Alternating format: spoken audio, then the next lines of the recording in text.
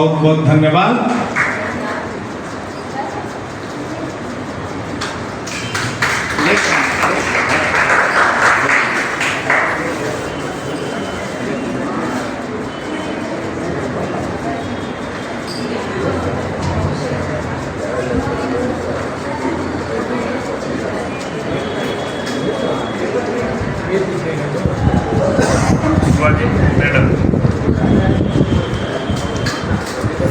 कितनी खुशी की बात है सर, जया मैम के साथ जया का ही ये दो जय करके की आखिरी बार। और सबसे बड़ी बात है कि अभी हम संसद में बिल गिराने की बात करते थे, देखिए दोनों छटक ली, दोनों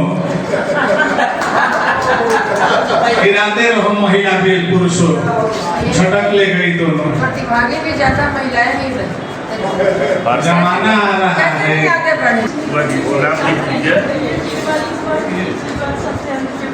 अंत भला सब भला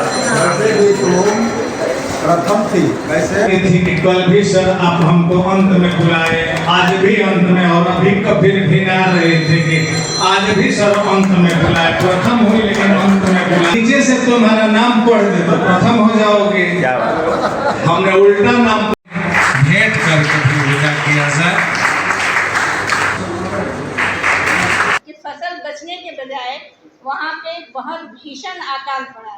अकाल इसलिए कि उन लोगों को पता नहीं था कि गौरैया जो थी वो फसल जितना खाती थी उससे ज़्यादा बचाती थी, क्योंकि उसके वो कीटाणु भी खा जाती थी, फसल को नुकसान करने वाले कीटाणुओं को भी वो खा जाती थी। इस तरह से वो एक तरह से पेस्टिसाइड का काम कर रही थी।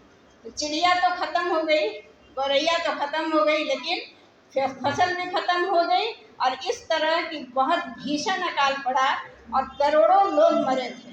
ये एक हिस्ट्री में दर्ज बात है, ये कोई कहानी नहीं है। फिर लाचार होकर चाइना ने रूस से बहुत सारे गौरैया को इंपोर्ट किया, आयातित किया। इस तरह से वहाँ का संतुलन कायम हुआ। दूसरी घटना अपने देश की है। नानक के पिता ने उन्हें कहा कि फसल की रखवाली करो, फसल को नुकसान न पहुँचाए कोई जीव जंतु। तभी बहुत सारी चिड़िया आई और फसल को खाने लगी।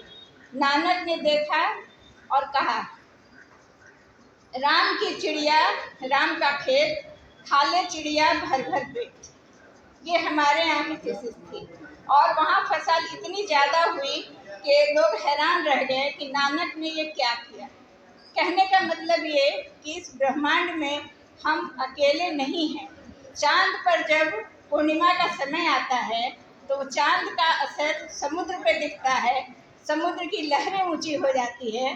और इतना ही नहीं, हम सभी के अंदर भी 70% पानी है और वो पानी क्या चांद के कारण नहीं प्रभावित होता है। हम सभी चांद से, सूरज से, एक दूसरे से, पशु से, पक्षी से, वातावरण से हम प्रभावित हो रहे हैं, चाहे हम जाने चाहे हम ना जाने। और हम ही प्रभावित नहीं हो रहे हैं, हमसे भी सभी कुछ इसी तरह प्रभावित हो रहा है, क्योंकि हम ब्रह्मांड में अकेले अपना अस्तित्व नहीं है, हम सभी का सह अस्तित्व है। और इसी सह अस्तित्व के कारण ऋषियों ने इसे समझा और कहा था सर्वे संतु निरामया सर्वे भवन्तु सुखिना। क्योंकि जब तक दूसरा सुखी नहीं होगा हम सुखी नहीं हो सकते हैं।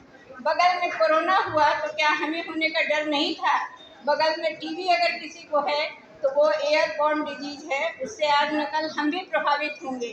तो हमारा सुख सिर्फ दूसरे व्यक्ति पर नहीं, समाज पर नहीं, बल्कि पूरे वातावरण पर और पूरे परिस्थिति और सब कुछ पर निर्भर है। सभी हमें प्रभावित कर रहे हैं और हम भी सबको हर तरह से प्रभावित कर रहे हैं। इसलिए सहजीवन का ही ये सूत्र था, सर्वे भवन्तु सुखिनः। धन्यवाद। और जितने प्रतिभागी आए, कल मैं निर्णायक मंडल में भी था, बहुत अच्छा लगा। इन्हें मैं हृदय से आशीष देता हूँ और इन्हें सुन करके लगा भारत अभी जीवित है और रहेगा। बहुत अच्छा लगा।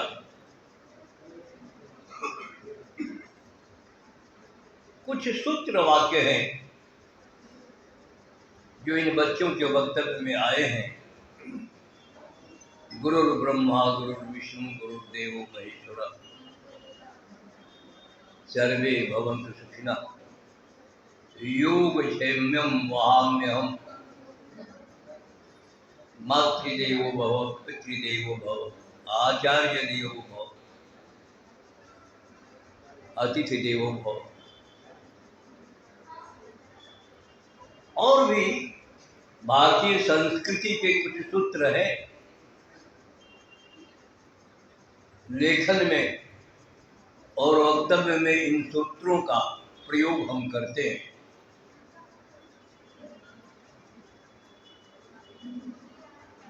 लेकिन सच पूछिए तो ये सूत्र मात्र ही रह गए हैं, उद्धृत करने के लिए ही रह गए हैं। इन सूत्रों की कोई उपयोगिता आज नहीं रह गई। 75 वर्षों की आजादी के बाद बंद कीजिए। आजादी के बाद निर्विवाद रूप से इस देश में भौतिक उन्नति तो आई है,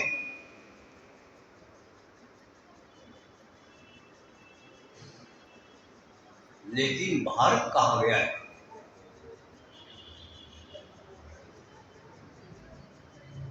एक 1000 वर्षों की जो पराधीनता हमारी रही है, क्या अभी भी हमारे सर पर हावी होकर के नहीं बोल रही है? हम चिकनी चिकनी बातें जितने भी बोल रहे, क्या हम भारतीय रह गए हैं क्या? इन सूत्रों का उल्लेख कर दीजिए, कोई भारतीय हो जाएगा। इन सूत्रों को अपने जीवन में उतारने से ही भारतीय हो सकते हैं, तभी भारत जीवित रह सकता है और तभी भारत विश्व को संदेश दे सकता है। आज चिंता का विषय है। बातें हम जितनी कर ले,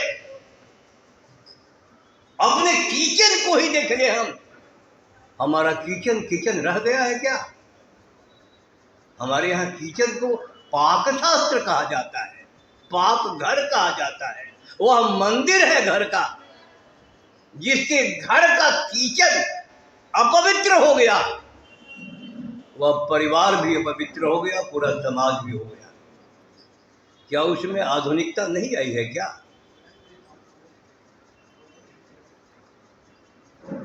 जैसा खाए अन्न वैसा होवे मन। मैंने एक वानगी दी कि कैसे हम उतार सकते हैं।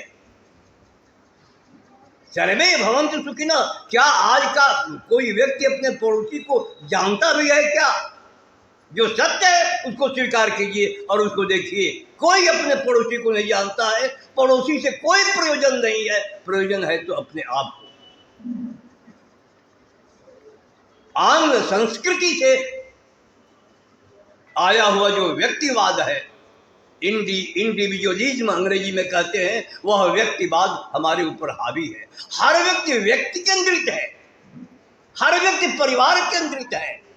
राष्ट्र से उसे कोई प्रयोजन नहीं, मानवता से उसे कोई प्रयोजन नहीं। वस्तु स्थिति पर विचार करने की आवश्यकता है, तभी जाकर के। भारत सिद्धांतवादी देश नहीं है, भारत चरित्रवादी देश है। यहाँ चरित्र पर बराबर ध्यान दिया गया है, बल दिया गया है। लेकिन उस पक्ष पर हम विचार करते हैं, हम कितने कमजोर होते जा रहे हैं। आज राजनीतिक क्षेत्र की स्थिति देख लीजिए, पूरे सामाजिक क्राइम बढ़ रहा है, विभिन्न प्रकार की बातें हैं।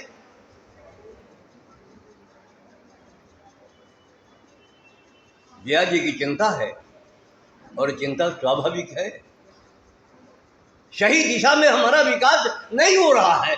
इन सूत्रों को बार बार इन्हें याद करने की क्या आवश्यकता पड़ी है? भारत का भारतीय परंपरा के अंतर्गत विकास होना चाहिए। समाज से और राष्ट्र से आज हमारी दूरी बढ़ती जा रही है। ये चिंता का विषय है, सार्वजनिक चिंता का विषय है, राष्ट्रीय चिंता का विषय है। इस पर विचार करने की आवश्यकता है। सर्वे भवन्तु सुखिनः, सर्वे सन्तु निरामयाः। हमारे यहाँ ऋषि होते थे, हमारे यहाँ मुनि होते थे। मुनियों ने मन से सत्य को देखा, ऋषियों ने इन नेत्रों से सत्य को देखा। जो सत्य को नेत्रों से देखता है वह ऋषि है, तब वह लिखता है। मुनि वही है जो मन से सत्य का अनुभव करता है, उसको वह लिखता है। यह देश ऋषि और मुनियों का देश रहा है। उन्होंने अपने अनुभव को, अपने मन की बातों को उन्होंने लिखा है। जयशंकर प्रसाद जी कहते हैं कि अन्य देश मनुष्यों की जन्मभूमि हो सकते हैं, भारतवर्ष तो मनुष्यता की जन्मभूमि है। भारतवर्ष में और वास्तव में हमारे पूर्व पुरुषों ने मनुष्यता को उस सीमा तक पहुंचाया है, वो सीमा तक कल्पना से परे की बात है। और आज आवश्यकता है, मैं विषय को विस्तार नहीं देना चाहता हूँ, बहुत सा कार्य है, मुझे भी निकलना है।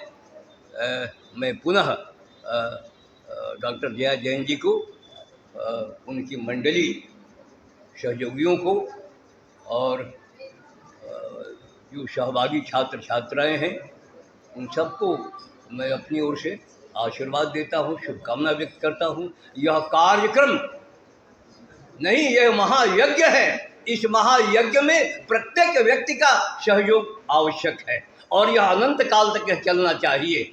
जया जैन जी की कल्पना को हमें साकार और सार्थक करना है। कम से कम पूरा देश, नहीं तो आराम में यह परिवर्तन दिखाई देना चाहिए। और कार्य रूप इसका क्या हो सकता है, व्यावहारिक रूप क्या हो सकता है, उस व्यावहारिक पक्ष पर भी हमें ध्यान देने की आवश्यकता है। इन्हीं शब्दों के साथ आप सभी व्यक्तियों को बहुत बहुत